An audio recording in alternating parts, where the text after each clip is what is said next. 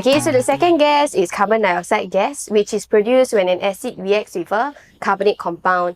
So if you are adding an acid to a colored solid or a white solid or a solution and effervescence is observed, the gas is likely to be carbon dioxide gas, which can be verified by bubbling the gas through lime water. So in this test tube, I have placed in calcium hydroxide, which is lime water, and this is a green powder. So we're going to add acid.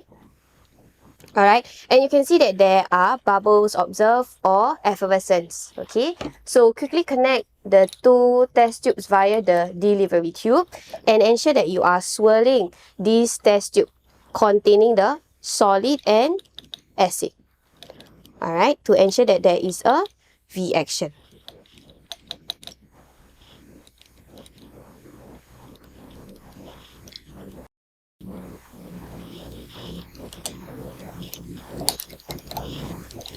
So previously, just now, if you realize there wasn't any bubbles or bubbles of gas were not passing through, check whether your test tube were sealed correctly. Okay, and you realize now that there is a presence of a white precipitate form in the test tube containing lime water.